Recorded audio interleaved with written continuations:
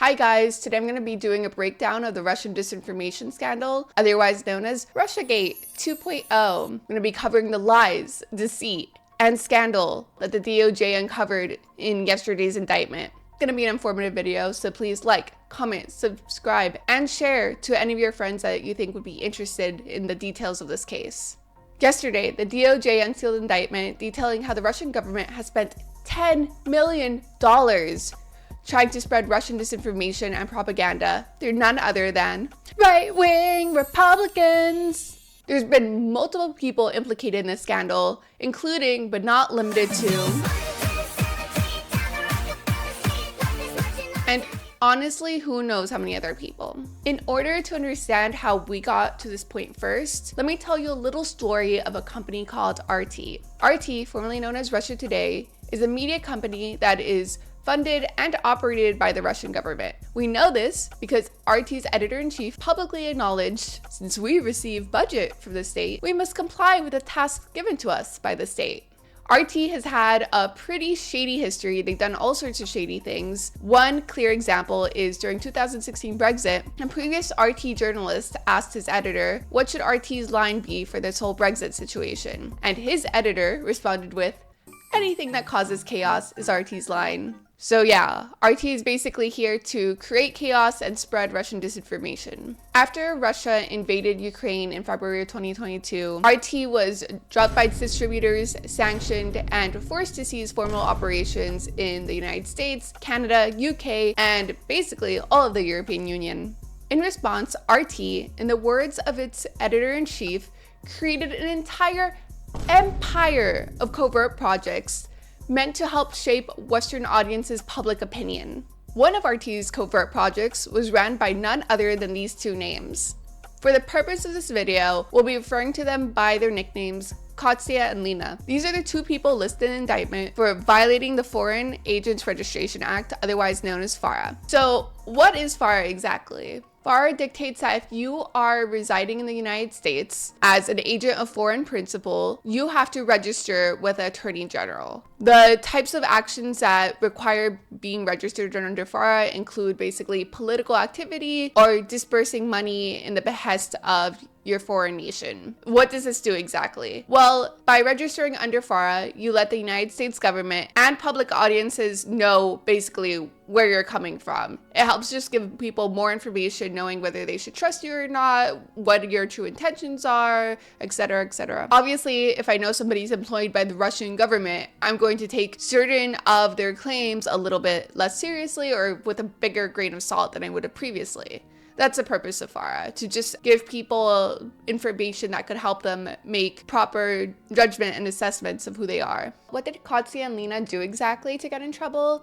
Well, they're responsible for the creation of a media company based in Tennessee to purposefully spread Russian propaganda. Personally, I'm not surprised that they violated the FARA Act because the best propaganda happens when you don't know you're being propagandized to. So the indictment never states what the name of the company is exactly, but it doesn't take a lot of sleuthing to figure it out. Using the details given in the indictment and cross-referencing that with a Tennessee-based media company that has 16 million views and close to 2,000 videos, there's only one company that meets all that criteria, and that's Tenet. Quick question, do you see the picture of this lady? Do you think she looks cute, nice, sweet? Well, you're wrong. This is the face of a traitor. She purposely disseminated Russian disinformation and knew she was being employed by the Russian government. Her name is Chen. You might know her by some of her greatest hits.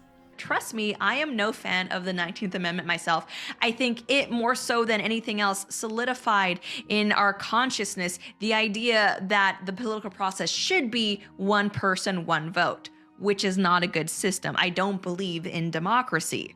Chen, alongside with her husband, founded Tenet. This ruble princess knew she was receiving funding from the Russian government to spread propaganda. She acted as a Russian operative, purposely spreading Russian propaganda and disinformation. This is particularly funny because Chen has a history of tweeting stuff like this out.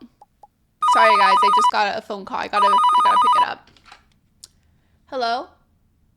Oh no, I'll tell them. Sorry, It's the Audacity calling. So Lauren's ties with RT go back to March 2021, where she was contracted by RT's parent company, Ano TV Novosti, to create a series of videos and articles. In total, she created 217 videos and 25 articles for this company. She uploaded 209 of these videos to her own personal channel. And never once did she disclose that she was getting paid to do this content whatsoever. And how do we know that RT was paying Lauren to do this content? Well, she literally invoiced them for it. There's zero doubt on whether Lauren Chen knew that she was being used by the Russian government. And we know this because in private correspondences with her husband, she repeatedly mentioned getting paid by the Russians.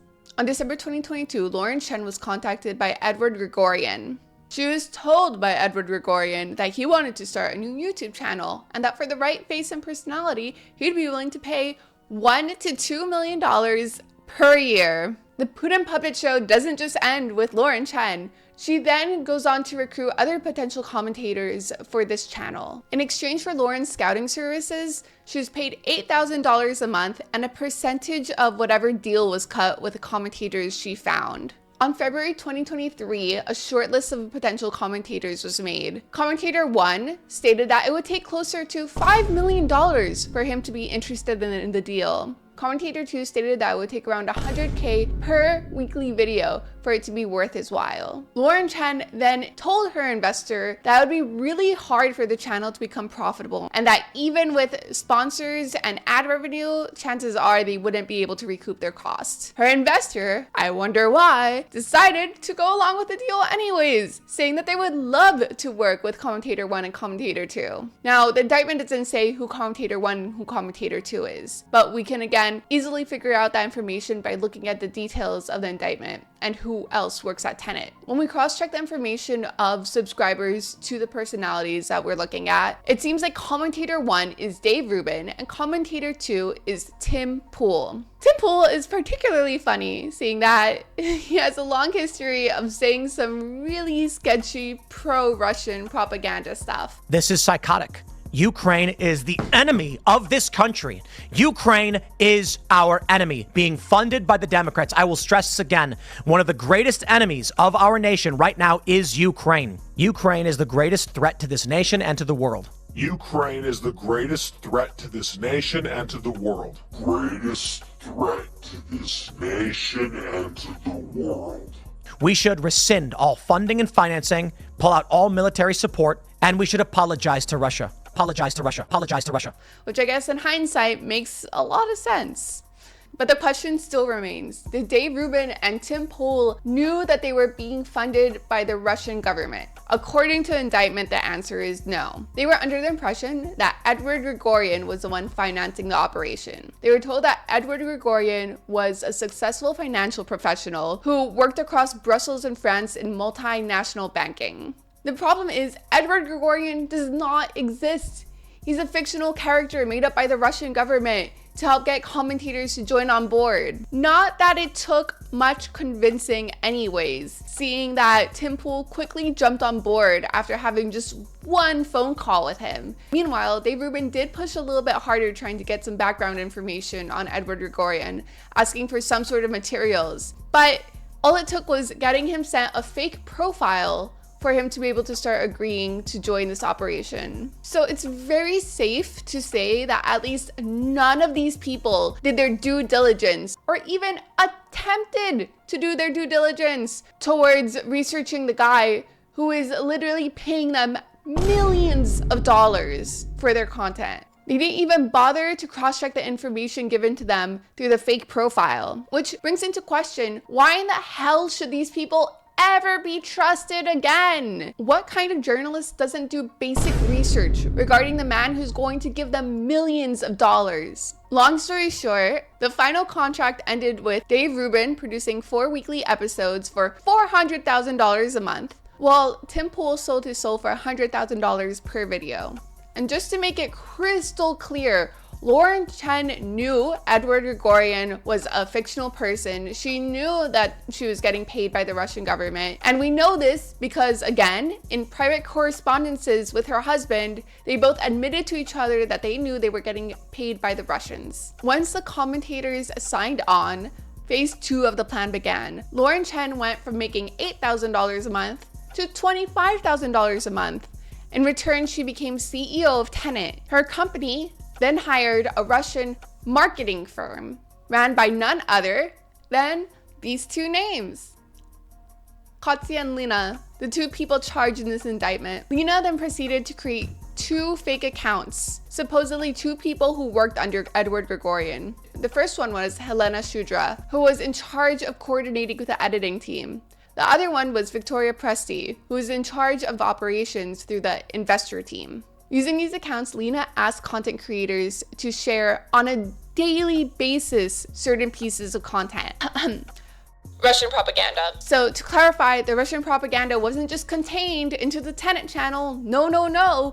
This bled out into the personal pages and channels. At one point, it got so bad that the Tenet staff started pushing back, saying some of these pieces were just overt shilling. One example of some blatant Russian propaganda being pushed could be seen with the Moscow terror attack, where Lena specifically asked Lauren if there's anybody willing to cover it.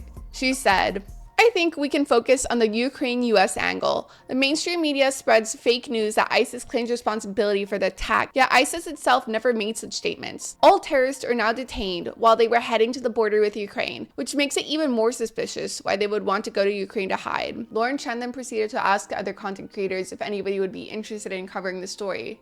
Commentator 3 agreed to do so.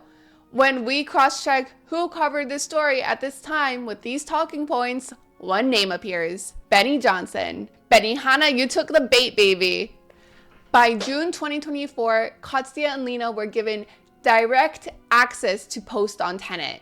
In other words, 2 Russian operatives literally had direct access in controlling a US social media company. The response to this has been incredible, with people like Tim Pool and Benny Johnson claiming that they were victims of a crime that they had no idea. 2 things to know. They are saying that the indictment was leaked. No, it was not leaked. It was unsealed. Second of all, Tim Pool is lying when he says that there was no outside influence when it came to the production of his show. Lauren Chen literally created a Discord server with channels for individual contributors and commentators to talk about pitches, story ideas, concepts, channels that Russian operatives had direct access to. So even though Tim Pool might have not known that he was being used by Russian operatives, it doesn't change the fact that Russian operatives did have a way and an avenue of being able to influence his content. Some people have doubts on whether these Ruble Republicans were actually deceived, or if this was just a case of people willfully playing ignorant in order for them to cash their checks.